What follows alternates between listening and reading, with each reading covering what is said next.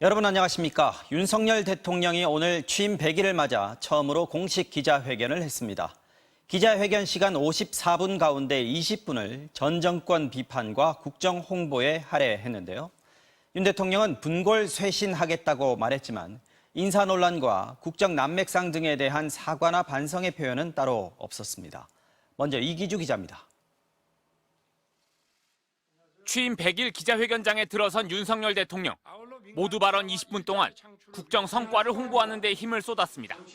소득 주도 성장은 잘못된 경제정책, 탈원전은 이념에 기반한 정책이라고 나를 세우며 전임 문재인 정부 정책의 폐기를 주요 성과로 내세웠습니다.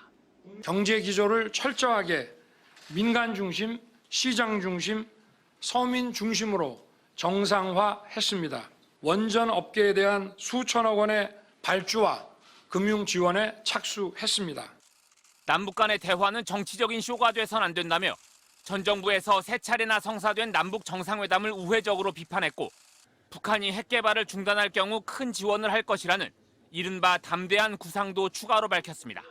북미 관계 정상화를 위한 외교적 지원, 재래식 무기 체계의 군축 논의, 식량, 농업기술, 의료, 인프라 지원과 금융 서해 공무원 피살 사건과 어민 북송 사건 수사를 자유와 인권, 법치의 확립 과정이라고 표현했고 민정수석실을 폐지하고 인사검증을 법무부에 맡긴 것, 그리고 경찰국을 신설한 것을 권력에 대한 민주적 통제 사례로 꼽았습니다. 경제 분야에서는 폭등한 집값과 전셋값을 안정시켰다고 자평했습니다. 그러면서 국민의 뜻을 가슴에 새겨 분골 쇄신하겠다고 다짐했습니다. 국민 여러분의 응원도 있고 따끔한 질책도 있었습니다. 국민의 뜻에 벗어나지 않도록 그 뜻을 잘 받들겠습니다. 저부터 앞으로 더욱 분골 쇄신하겠습니다.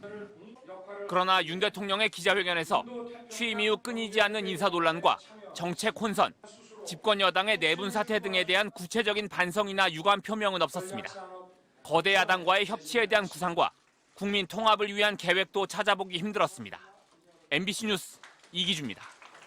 국민의힘이 비상대책위원회 체제로 전환한 게 정당했는지 여부를 두고 오늘 이준석 전 대표와 국민의힘 양측이 법정에서 팽팽한 기싸움을 벌였습니다. 법원은 신중히 판단하겠다고만 밝히면서 오늘 바로 결론을 내리진 않았습니다. 양소연 기자가 취재했습니다. 법원 앞에 나타난 국민의힘 이준석 전 대표. 국민의힘의 비상대책위원회 전환 효력을 멈춰달라고 낸 가처분 신문에 출석한 겁니다. 당내 민주주의가 훼손된 부분에 대해 가지고 재판장님께 드릴 수 있는 말씀을 다 드릴 수 있도록 하겠습니다. 전 대표와 현 지도부가 맞붙은 법정. 첫 번째 쟁점은 비대위 전환의 명분이었습니다. 이 전 대표 측은 당대표 거리나 최고위원회의 기능 상실 등 국민의힘 당원이 정한 비대위 조건에 해당되지 않는다고 주장했습니다. 국민의힘 측은 당대표가 징계를 당했고 최고위원들이 줄줄이 사퇴 의사를 밝힌 비상 상황이었다고 맞섰습니다. 등이라는 말이 있기 때문에 기타 이에 준하는 당의 비상 상황도 해당이 된다고. 추진 과정의 하자도 쟁점이 됐습니다. 이 전 대표 측은 사퇴한 최고위원이 의결에 참여했고 전국위원회 투표는 아무 토론 없이 ARS, 자동응답 전화로 이뤄졌다고 지적했습니다. 국민의힘은 최고위원들은 사퇴 처리가 되기 전이었고 예전에도 ARS 방식 투표가 이루어졌다고 반박했습니다. 법무부만 일이다 보니까 많은 관심이 이렇게 있는 걸로 알고 있습니다. 사법부가 적극적인 개입으로 잘못된 부분을 바로잡을 수 있었으면 좋겠다. 통상 가처분 사건은 당사자 피해를 줄이도록 서둘러 결론 내지만 재판부는 신중히 판단해 조만간 결정할 것이라며 결론을 미뤘습니다. 자율성이 보장돼야 하는 정당 내부 사정에 법적 잣대를 들이대야 하는 만큼 심사숙고하겠다는 겁니다. 이 전 대표 측이 주장한 절차적 하자가 얼마나 명백하고 중대한지 여부에 따라 법원의 결정이 갈릴 걸로 예상됩니다. MBC 뉴스 양소연입니다. 민주당 비대위가 부정부패 혐의로 기소되면 당직을 정지한다는 당헌을 개정하지 않고 그대로 유지하기로 했습니다. 이재명 당대표 후보를 위한 방탄용이라는 논란과 함께 계파 갈등으로 번지는 조짐까지 보이자 차단에 나선 건데요. 박윤수 기자가 전해드리겠습니다. 부패 혐의로 기소되면 당직자의 직무를 정지할 수 있다는 민주당 당원 80조. 최근 당대표에 출마한 이재명 의원을 둘러싼 수사가 본격화되자 당내에서는 이 조항을 고쳐야 한다는 청원이 잇따랐습니다. 검찰 말을 어떻게 믿냐, 당을 무력화시키기 위해 무더기 기소하면 어떻게 할 거냐는 겁니다. 전당대회 준비위는 어제 검찰 기소가 아니라 1심 판결에서 유죄를 받으면 정지한다는 개정안을 내놨습니다. 이를 두고 이재명 방탄용 아니냐는 논란이 확산됐습니다. 검찰공화국의 야당 침탈 루트가 될 수 있다라고 판단한다. 그 말씀을 전해드렸고 또 다른 내로남불이자 실망의 루트가 될지언정 야당 탄압의 루트라고 볼 문제는 아니다. 민주당 비대위는 경론 끝에 개정안은 수용 불가하다며 당원 80조를 그대로 유지하기로 결정했습니다.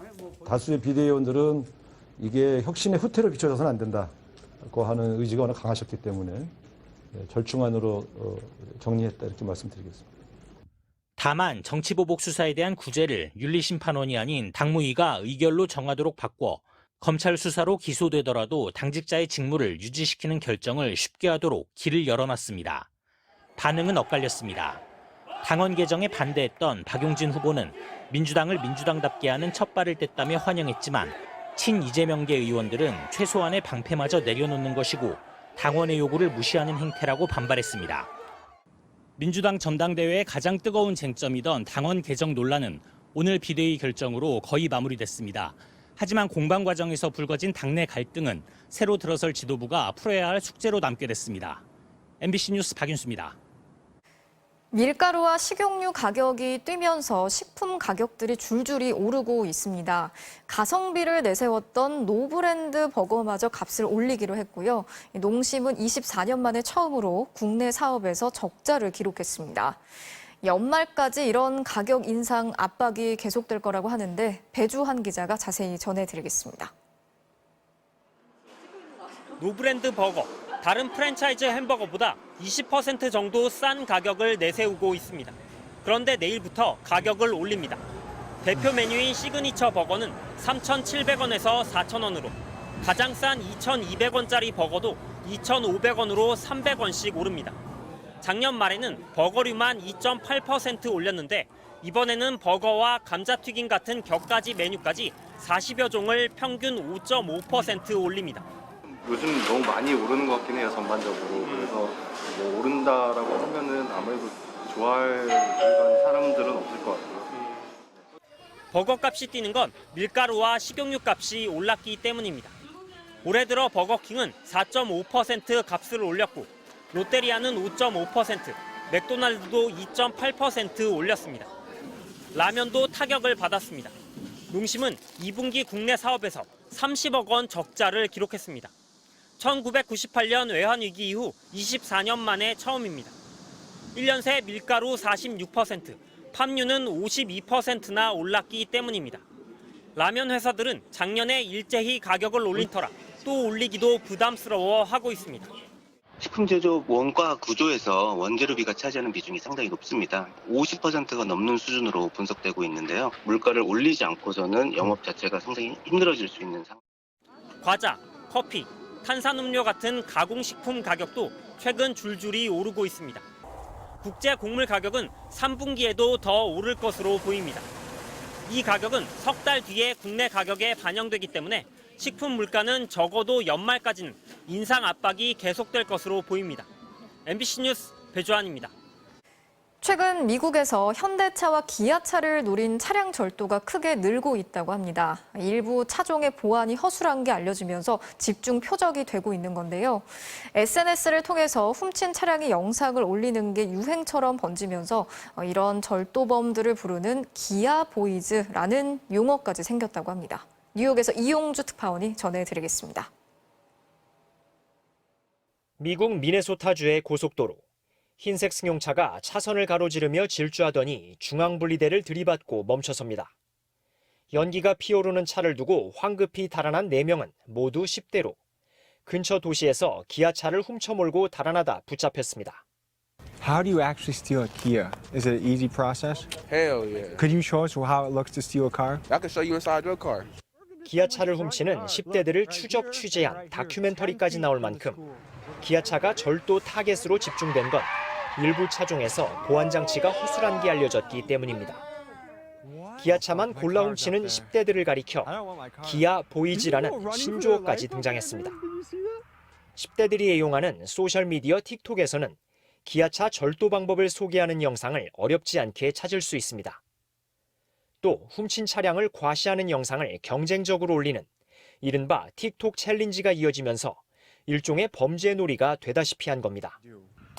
가로등 충돌, 대낮 주택가 추격전, 지그재그 도심 질주, 교내 난폭 운전 등이 우후죽순 올라오고 있습니다. 시카고 지역에서는 최근 한 달여 동안 600건이 넘는 도난 신고가 접수됐는데 지난해와 비교하면 9배 정도 늘어난 수치입니다. 미니애폴리스에서 올해 들어 최근까지 700대가 도난당했고 미러키에서는 지난해보다 2,500% 증가한 것으로 전해졌습니다. 현지 경찰은 이런 현상이 극도로 우려스럽다고 경고하고 일부 지역에서 현대 기아차 도난 경보를 발령하기도 했습니다. 차를 도난당한 기아차 소유주들이 기아차를 상대로 잇따라 집단 소송을 제기하기 시작했고 현대 기아차 미국 법인은 핸들 잠금 장치와 도난 방지 장치를 고객들에게 제공하기로 했습니다. 뉴욕에서 MBC 뉴스 이용주입니다.